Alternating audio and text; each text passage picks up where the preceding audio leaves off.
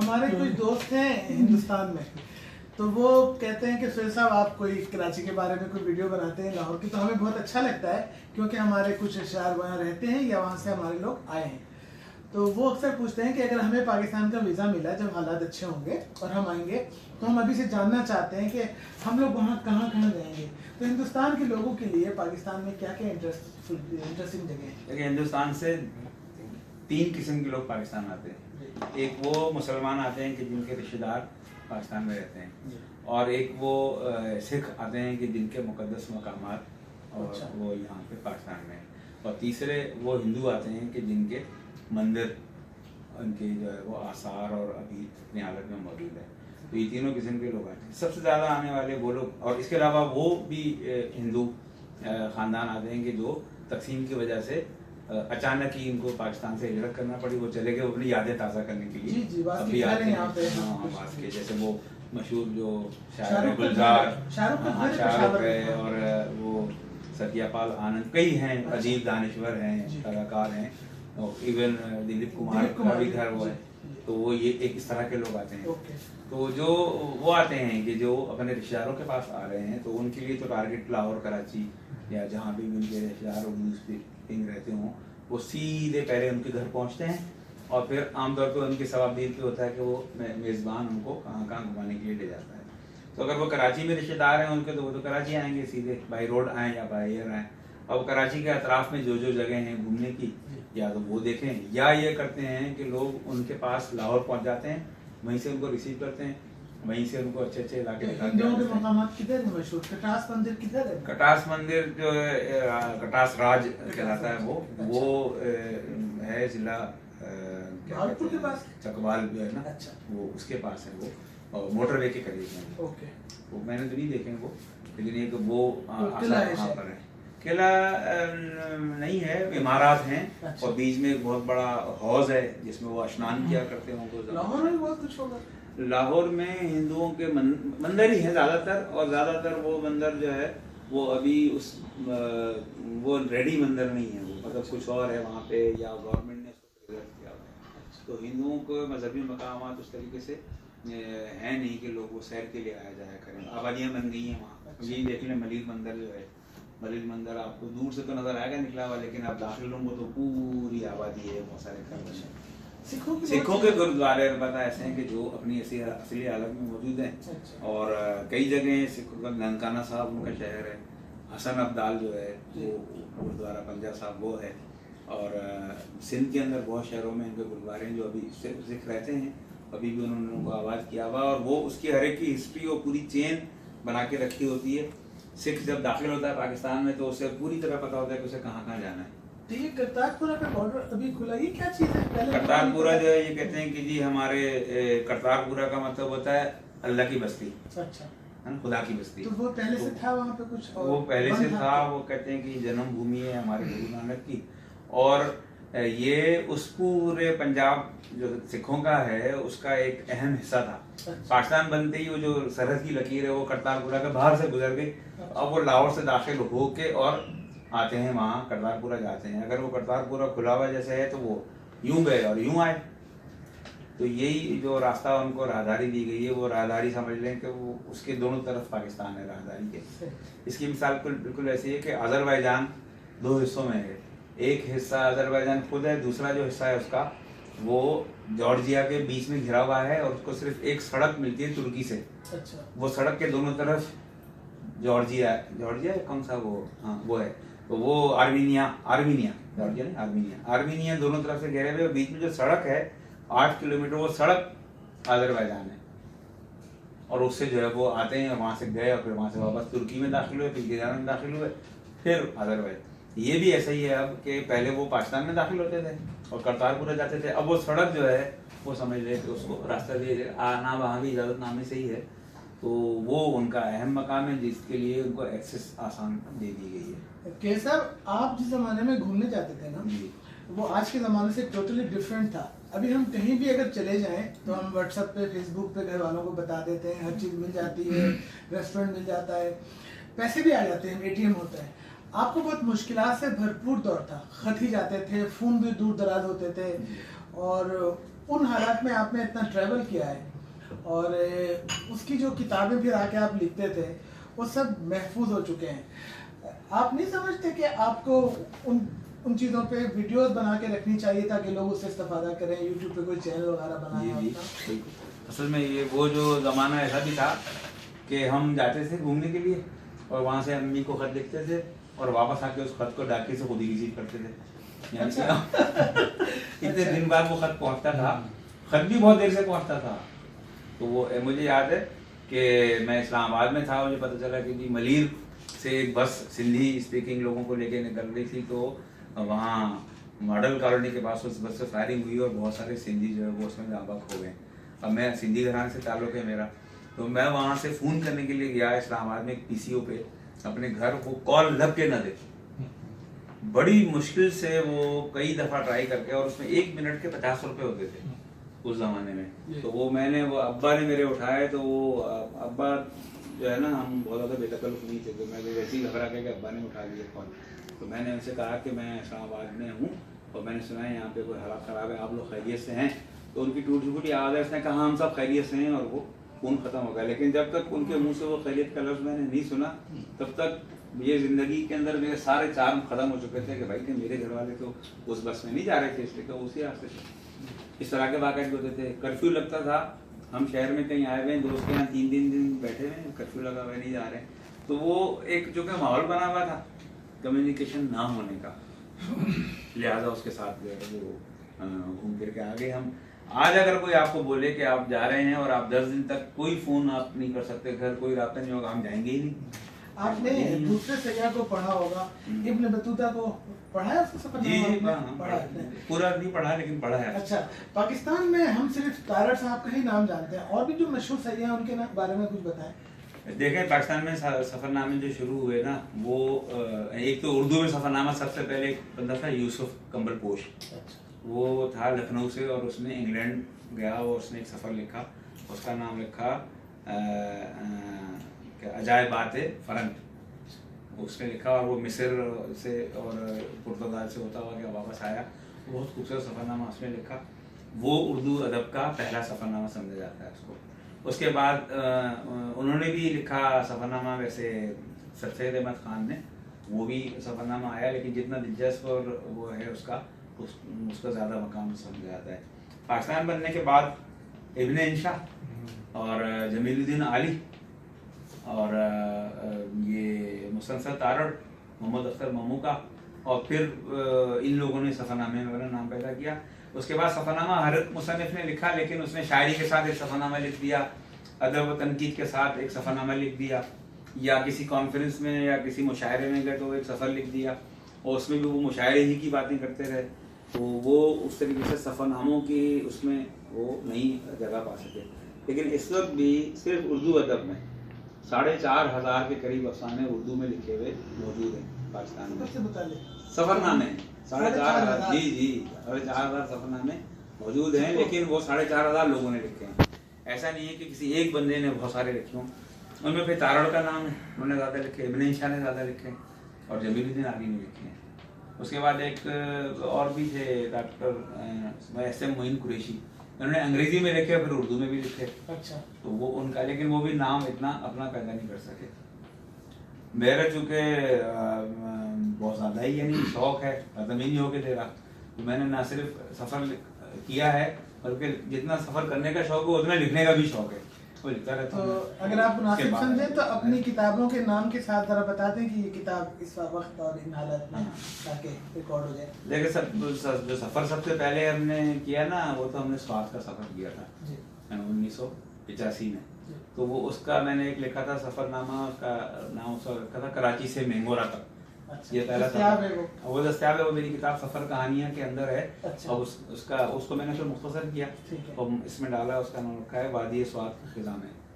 वो बड़ा मशहूर है, वो स्वात की कई वेबसाइटों पे भी दस्तयाब होता है। वो सफ़र, पहला सफ़र ये किया। अच्छा, उससे पहले लड़कपन में 8वीं 9वीं जमात में स्कूल वाले हमें ले गए थे लाहौर।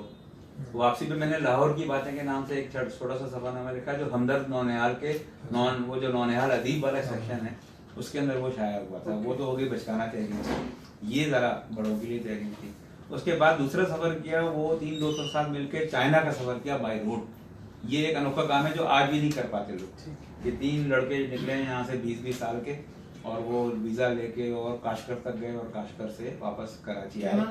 उस किताब का नाम है कराकरम के पार। ये पहले मैंने किस्तार लिखा, ये मशरिक में शाया हुआ, और उसका पूरा नाम से था कराकरम के पार काशगर के पास, यानी ये था। लेकिन वो कराकरम के पार के नाम से, उसमें नॉर्दर्न एरियाज भी पूरे गिलगित हुंजा भी शामिल है और आगे सरहद पार वो शामिल है। तो दूसरा सफरनामा ये हो गया। उसके बाद जो है वो तीसरा सफर मैंने किया ईरान का। इसमें हम यहाँ से कैस्पियन सी तक गए 2 दोस्त मिलके और वापस आए, और उस किताब को पहले लिखा कैस्पियन किनारे के नाम से वो किताब है, लेकिन उस किताब में दूसरा एक और सफर शामिल है जो सन 2000 में किया, कराची से बाकू तक बाई रोड अजरबैजान। तो वो सफर भी जो कि बहरे कैस्पियन, बाकू भी जो है वो बहरे कैस्पियन के किनारे शहर है, तो वो कैस्पियन के मैं दोनों पे जमा कर दिया मैंने, ईरान और अजरबैजान। तो ये हो गया कैस्पियन किनारे। और दूसरा जो सबसे ज़्यादा मैंने सफ़र किया है वो किया है तुर्की का। 95 में मैं गया तुर्की, उसके बाद 2007 में गया, उसके बाद 2010 में गया, उसके बाद 2015 में गया। तो इन चारों असफार पर मुश्तमिल जो किताब है, उस किताब का नाम रखा मैंने यार-ए-मन तुर्की। यार-ए-मन तुर्की अमीर खुसरो के एक शेर से लिया है, वो शेर पूरा है ज़बान यार-ए-मन तुर्की। काफी ज़ख़ीम किताब है आपकी तुर्की वाली। ये मेरी कितने सफ़हात पर है? 450 सफ़हात पर है। ये सबसे लेटेस्ट किताबों में आती है आपकी, हाल ही में जो नहीं लेटेस्ट तो एक और रखा था तो 4 साल पहले ये आई है 2015 में। ठीक है ना जी। तो वो ज़बान यार-ए-मन तुर्की वमन तुर्की नमी दानम च खुश बूदे अगर बूदे ज़बान दान मन, यानी मेरे यार जो है उसकी ज़बान तुर्की है जो मुझे नहीं आती, काश के उसकी ज़बान मेरी ज़बान एक जैसी होती। तो वो उसमें से मैंने यार-ए-मन तुर्की का जुमला वो निकाल के उसका रखा है कि तुर्की वाकई हमारा यार है, जो वाहिद मुल्क है दुनिया में कि जहाँ अगर आपको कोई गुस्से में भी आपकी तरफ लड़ने आए और आप उसको बोलते हैं कि भाई रुक जाओ मैं पाकिस्तानी हूँ, तो वो आगे बढ़ के आपको लड़ेगा करेगा। जी जी, तो वो तो ये किताब है तुर्की के ऊपर। नहीं चीन। उसके बाद 2012 में मुझे बांग्लादेश जाने का मौका मिला। वहाँ पे जो वो रोहिंग्या महाजरीन है, तो उनके कैंपों में हम अल खिदमत फाउंडेशन की तरफ से गए। तो वो उस सफ़र में बांग्लादेश भी घूमने का मौका मिला।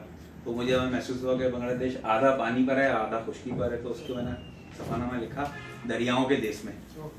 तो वो मेरा सफ़रनामा उसका हुआ। यानी तुर्की, बांग्लादेश, चीन, ईरान, अज़रबैजान, सऊदी अरब में भी मैंने लिखा है, लेकिन वो सफ़र सारे मेरे सफ़र कहानियाँ किताब के अंदर शामिल है। सऊदी अरब पे कोई अलग से किताब नहीं है। इसके अलावा पाकिस्तान के हवाले से 3 किताबें हैं। एक सफ़र कहानी है जिसमें पाकिस्तान के मुख्तलिफ शहरों में और मुख्तलिफ वादियों में वो सफ़र है। एक है ये दरिया मेरे दरिया हैं, जो पाकिस्तान के तमाम दरियाओं का तारुफ भी है उसमें, और उनके किनारों पे कौन कौन सी तहजीबें हैं, वो दरिया पाकिस्तान में कहाँ दाखिल होते हैं और समंदर में किस जगह जाके गिरते हैं और आपस में कहाँ मिलते हैं। ये सारी कहानियाँ और उनके दरियाओं के किनारों पर किए गए सफ़र वो सारे इस किताब के अंदर शामिल है। माफ कीजिएगा, आप रज़ा अली आबदी साहब का जिक्र करना भूल गए थे मशहूर सयाहों में। ये जान के रज़ा अली आबदी ने सयाह से ज़्यादा दूसरी किताबों से चूँकि शोहरत ज़्यादा पाई है। सयाहत में खाली 3 किताबें हैं, जबकि किताबें उनके 50 के करीब है। इनकी एक किताब है जर्नली सड़क, और जर्नली सड़क की खास बात यह है कि वो पहले रेडियो पे उन्होंने सुनाया था, उसके बाद उसको शाया हुआ था वो राब्ता में किस्तवार। तो राब्ता में जो पाकिस्तानी पोर्शन जितना भी था, उस पोर्शन की फोटोग्राफी का ऑफिशियल फोटोग्राफर मुझे मुंतखब किया गया था कि जिन जिन रास्तों पे आबदी साहब गए हैं उन सब रास्तों पे आप भी जाएं, और जिन लोगों से वो मिले हैं उन लोगों से आप भी मिले और उनकी तस्वीरें लें। तो वो राब्ता ने मुझे पेमेंट की। राब्ता में आपका कौन सा शोबा था? मेरा था शोबा एक शहर एक अंजुमन। अच्छा। ये किताब अलग है मेरी। इस किताब का नाम है शहर कहानियाँ। अच्छा। जिसमें पाकिस्तान के 20 शहरों पे मैंने 12-15 साल के अंदर, तो वो मज़ामीन पे मिलेंगे आपकी वो पूरी किताब में मौजूद है। वो किताब वो है छोटा सा जी। हाँ, एक ज़माने में आपने वो रखा था कि मैं तमाम जितने भी आपके जो तहरीरें हैं उनको एक PDF फॉर्मेट में आपने रखा था कि स्कीम निकाली थी डिजिटल। वही था कि जो भी शख्स लिखता है तो वो एक खास, जब उसके पास मवाद जमा होता है तो उसकी ये ख्वाहिश जरूर होती है कि मेरी किताब शाया हो। मेरी जितनी भी तहरीरें हैं, मेरी कोई एक भी किताब ऐसी नहीं है कि जो मैंने डायरेक्ट किताब लिख के पब्लिशर कर दी, बल्कि वो किसी न किसी रिसाले में वो किताब वो मेरे मज़ामीन शाया हुए, उसकी पेमेंट हुई मुझे और वो जमा हुए। अब जब मैं किताबी सूरत में लाने लगा तो एक पब्लिशर से मैंने बात की, उसने कहा हम आपकी किताब शाया करेंगे। तो मैंने कहा आप कितनी रॉयल्टी देंगे? उन्होंने कहा इतनी रॉयल्टी देंगे। और वो साल 1.5 साल गुजर गया, उसने वो किताब शाया नहीं की। 2-3 दफ़ा मैंने जब उससे बात करने की कोशिश की तो वो बदतमीजी के तरीके से बात करने लगा। तो मैं झगड़ा हो गया उससे। मैंने कहा मुझे तुमसे किताब छपवानी नहीं है, वो किताब वापस करो। उसने कहा हाँ ठीक है वापस ले लेते हैं। फिर मैंने दिल में सोचा कि अब मैं किताब वापस ले लूँ तो मैं पब्लिक तक इस किताब को कैसे पहुँचाऊँ। तो उस ज़माने में मैं शिफा हॉस्पिटल इस्लामाबाद में ऑडियो विजुअल डिपार्टमेंट का इंचार्ज था और हम वहाँ पे प्रेजेंटेशन बनाते थे इंग्लिश में। तो कुछ प्रेजेंटेशन मैंने बनाई उर्दू में, कुछ डॉक्टरों ने उर्दू में बनवाई। तो मैंने कहा ये पूरे लिखा हुआ टेक्स्ट ये पावर पॉइंट पे इमेजेस की सूरत में उर्दू में चल रहा है तो ये तो पूरी किताब भी बन सकती है इस तरह। मैं खामोशी से उस काम पे लग गया। रातों तक 3-4 महीने तक मैं जागता रहा, देर से सोता था मैं। और एक एक चैप्टर, उसकी तस्वीरें, उसकी वीडियोस, उसको ऑटोमेशन करके माउस क्लिक किया चैप्टर पे, उसमें चले गए, ये करके सीडी बनाई। तो मेरी एहलिया ने मुझसे कहा कि किस चक्कर में लगे हुए आप? तो मैंने कहा यार तो इसमें मेरी बेइज्जती होगी या मैं मशहूर हो जाऊंगा। वो मैंने जाके दिखाई इफ्तिखार आरिफ को सीडी। मैंने कहा जी मैंने एक सफरनामा बनाया है सीडी पे, पहले अच्छा दिखाओ। वो डाला उन्होंने अपने कंप्यूटर की उसके ड्राइव में और वो एकदम हल्के से सिग्नेचर ट्यून के साथ टाइटल आ गया। माउस क्लिक करके मुख्तलिफ चैप्टर्स में देखते रहे, वीडियोस देखी, तस्वीरें देखी। उसके बाद उन्होंने कंप्यूटर को छोड़ा और वो खड़े हो गए कुर्सी पे और कहा कि मियाँ इधर आओ। यूं घूम के और वो पकड़ के लगा और कहने लगे तुमने उर्दू की पहली डिजिटल किताब तैयार कर डाली। अच्छा। और वो उसके बाद टीवी स्टेशन, रेडियो, अखबारात के दफातर और जो तंजीमें अदबी 2-3 थी इस्लामाबाद की, उन सबको फ़ोन किया कि भाई ये लड़के हैं हमारे उबैदुल्लाह कहर साहब, वो हैं तो सिंधी लेकिन उर्दू की पहली डिजिटल किताब उन्होंने तैयार की है, इसकी हम तकरीब करने जा रहे हैं, आप सबको इसमें आना है। वज़ीर जो थे सकाफत ज़ियाद एस.के. ट्रेसलर, उनसे रब्ता किया, पाकिस्तान टूरिज्म डेवलपमेंट कॉर्पोरेशन के हेड, उनको बुलाया और कोई 1-1.5 हफ्ते बाद उन्होंने धूमधाम से वो तकरीब की और मुख्तदरा कौमी ज़बान ने टाइटल स्टोरी मेरी किताब की शाया की। और अभी कुछ दिन पहले एक साहब ने PhD की है डिजिटलाइजेशन ऑफ उर्दू लैंग्वेज, उसका स्टार्ट मेरी इस किताब के जिक्र से हो रहा है कि सबसे पहला काम उर्दू का अदब की डिजिटलाइजेशन का वो उबैदुल्लाह कहर ने किया। ये एक अलग कहानी। तो आज की नशिस्त को हम अब इसको समेट रहे हैं। बस ये बात मुझे अभी आपसे बात करते हुए इस बात का ख्याल आया कि ये बात का जिक्र मैं यहाँ इसमें करूँ। मैं देखता हूँ कि आजकल पाकिस्तान की हुकूमत, दुनिया की तमाम हुकूमतें चाहती हैं कि उनके मुल्क में टूरिज़्म फैले, लोग आए, उनके मुल्क में इन्वेस्टमेंट हो, अच्छा इमेज हो। तो मैं देखता हूँ कि हमारी ये जो मौजूदा हुकूमत थोड़ी बहुत अगर कोई इस तरह के प्रोग्राम कर रही है तो वो बैरून मुल्क से मशहूर ब्लॉगर्स को, यूट्यूबर को बुला के और उनकी चीज़ों को फिर फैलाती है। अगर हमारे दरमियान उबैदुल्लाह कहर साहब जैसे लोग मौजूद हैं जो उस ज़माने से सफ़र कर रहे हैं, अगर ऐसे लोगों को भी उसमें शामिल और आगे आगे रखा जाए तो इससे बहुत फ़वाइद समेटे जा सकते हैं। दूसरा, जिस आदमी ने अपनी पूरी ज़िंदगी पाकिस्तान को देखने और इस बात की तरगीब देने में लगा दी कि बच्चे निकलें, घरों से निकलें, अपने मुल्क को देखें, मुल्क को देखने से तो मुल्क से ताल्लुक़ और मोहब्बत पैदा होती है, तो उसको सराहा जाना चाहिए ऑफिशियली। और मैं बड़े फ़ख्र से कहता हूँ कि मैं चाहता हूँ कि आप इनको 14 अगस्त वगैरह पे क्या कहते हैं वो जो अवार्ड होता है, निशाने इम्तियाज दें, कोई चीज़ दें ऑफिशियली, इनको आप अप्रिशिएट करें, इनको एक्नॉलेज करें कि दूसरे लोग भी करेंगे तो हम इस तरह उनको एक्नॉलेज करेंगे। और एक ख़ास किस्म के लोग जो होते हैं वो खामोशी से दुनिया में बहुत ज़्यादा काम करते हैं और किसी गोशे में उनकी चीज़ें पड़ी रह जाती हैं। तो पहले तो मैं आपसे भी गुजारिश करता हूं कि आप अपनी चीज़ों को वीडियोस पे लाने की कोशिश करें, उन्हीं चीज़ों को तैयार करके। और मैं दूसरे लोगों से भी चाहता हूं कि ऑफिशियली आप इनको रिकग्नाइज़ करें और इनकी किताबों को और उसकी बुनियाद पे जो इनका मेरिट में होता है। तो आपने ये बात मुझसे नहीं कही, मैं अपनी तरफ से कह रहा हूँ और बहुत खुशी है कि आपने जो मैंने सवाल पूछे, आप तो माशाल्लाह इसमें कंजूसी नहीं करते, तफसील से बताते हैं। लेकिन हमारे पास ज़रा लोग मुख्तसर वीडियो देखते हैं, इसलिए मैंने इसको समेट लिया। और इंशाल्लाह इस तरह की नशिस्त हम फिर करेंगे। और आज की नशिस्त खाली उनकी किताबों के बारे में और बुनियादी चंद सवालात के बारे में। ठीक है, थैंक यू।